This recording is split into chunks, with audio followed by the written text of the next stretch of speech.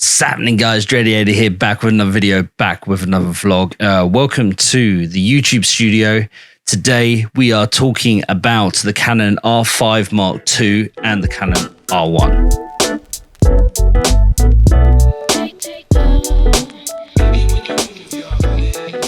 Thank you again for catching up on the video. Please like and subscribe and all that jazz. And today I want to talk briefly about the Canon R5 Mark II and the R1, what that means for the industry as a whole and especially us Canon users. So if you've been following my socials and my work for a while, you know I'm very much a Canon fanboy. I've had pretty much every Canon camera going. Started with the 7D, the 5D Mark II. Over my time, 3 different versions of the 5D Mark III, 5D Mark IV. Then I moved to the R5 and the R6. And I'm currently filming on the C70. So I've had 7 different Canon cameras, multiple versions of some of them as well. So yeah, I'm a Canon fanboy. So the past couple of years, obviously, Sony have been absolutely smashing it. The Sony boys have been eating really well with the FX3, absolutely amazing camera, great in low light with that 12,800 base ISO. So you can shoot S-Log in really, really low light situations. And the FX6 with a similar situation, having that second base ISO. FX3, obviously the Creator was filmed on that. Everyone's talking about that. Wow, they did an amazing job. It wasn't just on that camera. They had really nice cinema glass and a really nice setup along with that as well. So it's not just the camera. And the FX6 obviously it's just kind of eaten that corporate world that Canon used to survive in. All the camera crews have jumped over to the FX6. Canon colors isn't enough to hold people down anymore. So I've obviously invested heavily in Canon. I really do believe the RF glass is absolutely amazing and worth sticking with. The results are incredible. But the past few years, like I've jumped on the C70 because I didn't want to jump on the R5C to have a bit more of a professional corporate camera, having those mini XLR inputs, full-size HDMI, really good battery life, amazing image. So those are all things that I didn't have in my repertoire of cameras. So that's why I got the C70. I think I mentioned I'm filming on it right now. I don't know. So I've been waiting for a few years for something amazing to happen. I'm very much a hybrid shooter. I need photos and video as well. Obviously C70 is just video, but that's my one exception. So I've been wanting a B camera to my C70 that can really be that hybrid shooter. And the R5 Mark II looks to be that. 16 stops of dynamic range, similar to the C70. Amazing new autofocus, the eye focus detection thing. 4K downsampled. I believe that's the case. Don't quote me. I haven't got the camera. They didn't send me a camera, so I have no idea. Full-size HDMI. Tally light, obviously that's very important. So the R5II really is shaping up to be the camera that I've always kind of wanted. I am a big fan of having the high megapixels. I'm lucky enough to be able to have enough storage to be able to hold all that detail. Would have been nice if literally with the R1, if they had it like 30 megapixels, 35 megapixels, 37 megapixels, like the original Canon R, they had that sweet spot, that 32 megapixels. If the flagship Canon camera had that middle ground of megapixels, then I think the R1, the conversation around that would have been totally different. I don't know why Canon make these mistakes. I heavily believe that Canon cameras are more than the sum of the parts. So yeah, even though the specs are amazing, I believe there are things within it that we haven't encountered yet. Even the top photographers in the world, they've only played around with it for a couple of hours. So I'm sure there's going to be really nice things coming through with this camera, and it's already selling gangbusters. Everyone's already buying them. I've wanted to hold back to let people really get into it to find out what's going on with it, because hey, you know, the R1 had the overheating issues, so there might be some hidden problems with the R5II that we don't know about, but they're still quoting the shortage of chips from the pandemic as the reason why there's a backlog. There's not enough cameras to go around. So we'll have to see if we're going to get hands on it. Honestly, as soon as they're going to take my money, I'm most likely going to grab the camera. But anyway, those are my thoughts on the R5II. I think it's a wicked camera. I'm totally going to jump on it. For me and my uses, thankfully, the camera teams that use me are happy to allow me to either use their Sony cameras, or they're happy to deal with the extra tiny bit of work to match the cameras just to have me on their team.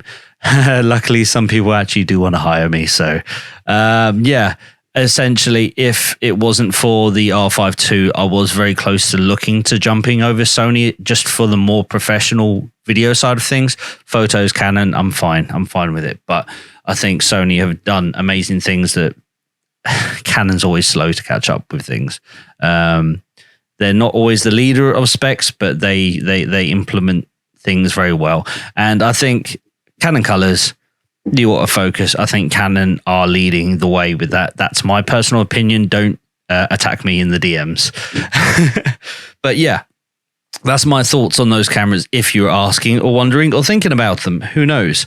But yeah, most of this video is about just putting this together. I've actually faffed way too long putting this YouTube studio back together, because I've been using different streaming elements of this setup for jobs recently. So yeah, I put it all back together. And yeah, going forward, we're going into wedding season. I literally only have a couple of days off in August. It's going to be mental. We've got some British weddings, lots of Asian weddings. I've got a couple of music videos. I've got a corporate press shoot for a venue, an event space over in Liverpool. So it's going to be a busy month. My business partner, Ryan, he's going to be holding down the fort, making sure all the edits and things are getting done and getting out there. So it's going to be a crazy month. So my intention is to be filming behind the scenes of all the kind of jobs that we do. And I'm going to be monologuing over the back of them. And hopefully you guys get some kind of benefit of seeing the behind the scenes, a bit more raw, but just a bit more of a realistic view of what the jobs look like. I want to document it myself so I can look back on, and hopefully people can get a benefit out of it as well. So that's what we're going to be doing. This first one, I've got a few videos behind the scenes that I've already filmed, some photography, some video work, and I've got a job coming up tomorrow, a festival as well. So I don't want to be carrying an extra camera just to be vlogging on a festival. So I'm going to have my spare little, I've got a Sony. It's a Sony ZV-1, 24-70 lens on it. So I'm vlogging on that. Hopefully you get some benefit from that. So thank you very much for watching, guys. And the rest of the video is just going to be behind the scenes content with that kind of, I'm going to just monologue over the top of it. And hopefully I can give you guys some benefit out of that. So yeah, I'll catch you guys on the other side. What's happening, guys? Right, this is a new kind of format of video, so hopefully you like it. Doing graduation photography, so that's my R5 down on the table. We were using some 400 watt lights up, and we had like 9 different studios along. It's not the most creative kind of lighting, but it gets the job done. 2 reflector umbrellas, one on each side, so that's me turning it on. And yeah, these 400 watts, they're wirelessly connected to our cameras. And surprisingly, even at 1/4 quarter power, they lasted all day. So that was really great. There's Ryan in his suit, looking smart, having his water bottle. And yeah, we went through a lot of students in one day, going through, making sure they're looking good. Their graduation outfits are looking smart. And yeah, it was studio number 2. So they're firing people over thick and fast. Always got to try and have a new headshot. Yeah, looking nice. Making sure all our settings are good. This is the Godex X Nano. It's fancy. It looks good. It turns on. That's my favorite part of it. But it's all touchscreen. It's a very small trigger and USB-C charging. So yeah, and we needed loads of these kind of options to be able to stand people up and to be able to pose them all together to make sure, well, then these backgrounds, they look big, but when you got 12 or so people it's really not enough of a background to get everyone in. So this is Ryan posing people up. We've got 4 people there. We've got the graduate, we've got the parents, got the brother, and yeah, holding these tubes. You know, you think these are the graduation awards? They're really not. So posing them up, making sure they're looking good, making sure everyone's smiling, looking the right direction. On these, we actually bought the Tether Tool USB-A to USB-C cables for our Canon cameras. So we've got a nice reliable connection from our cameras to the laptops. A few options, but not taking too many, you know, because you got the entire university to get through thousands of photos. And that's Ryan just straightening out the glasses, making sure we don't have a reflection from these strobes going on. So yeah, it was a really fun experience, quite challenging. I'm always of the impression that you need to do everything to be able to inform being a photographer. And yeah, this is the tube. It's a plastic tube that they're holding. It's you think it's the diploma. No, it's a plastic tube with a nail in the back.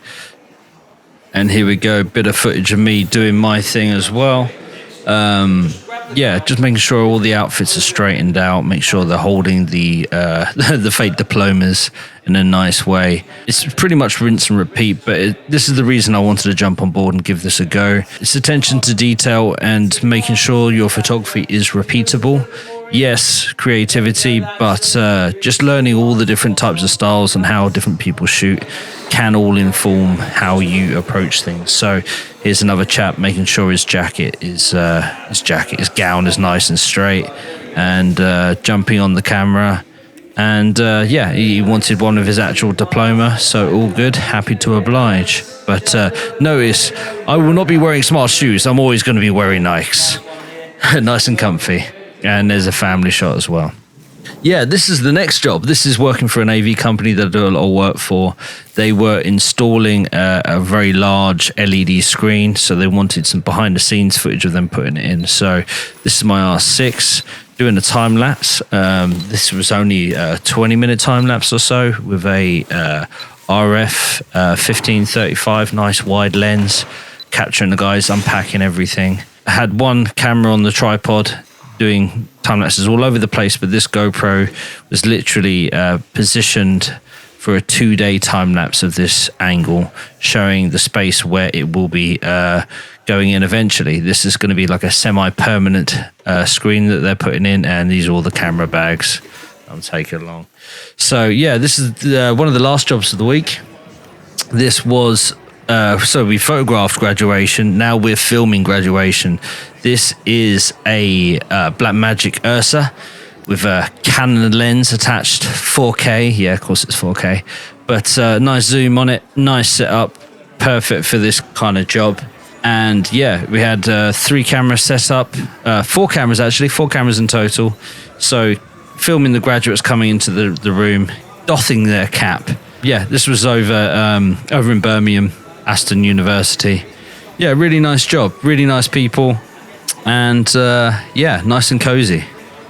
So yeah, this is all the students waiting nervously to be lined up on stage. So had a lovely monitor at the top. That's what the stage looked like, coming up on one side, going off the other. It was a nice production, actually. They're getting the VT rolling while all the parents are there lined up at the front. Excited to see the actual celebrations. So yeah, this is what we were recording from my angle, catching all the delegates coming in, the important fancy people. There was a very fancy mace as well that was very important, obviously. So yeah, it wasn't an overly complex job, but it was just team effort. We were on comms, making sure that we're all doing our part for the actual production, and live streaming worldwide. So this is the angle. You can see all the graduates lining up, going on stage.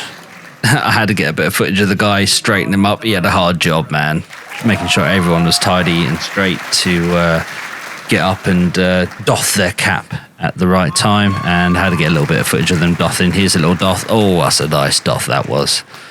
But yeah, it was a team effort. This was the job, multicam, and catching a few talks as well.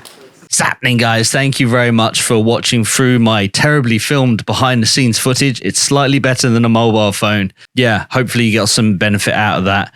And do like and comment underneath if you found any interest in that and would like to see more. I've got some really good jobs coming up that I really do want to be able to show off what we've actually achieved off the back of it. So yeah, expect some more vlogs. I've got like 3 vlogs in the background that I need to be editing as well. I've got a smoke machine review.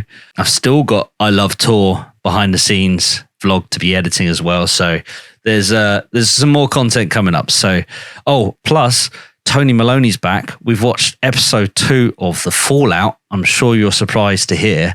So yeah, I know everyone's already watched Fallout. Maybe we're too late for the boys now as well, but I do want to watch Wolverine. Anyway, these are kind of things that I want to be doing. If you have any interest in this kind of stuff, do comment down below. And I've got a few podcasts that are due to be filmed when I have time. They're probably going to be filmed in September at this point. But yeah, thank you very much for watching. Like and all that. Oh, you know what? I don't even care. Whatever. I enjoy making these films. So tough. Catch you guys in the next one. Peace.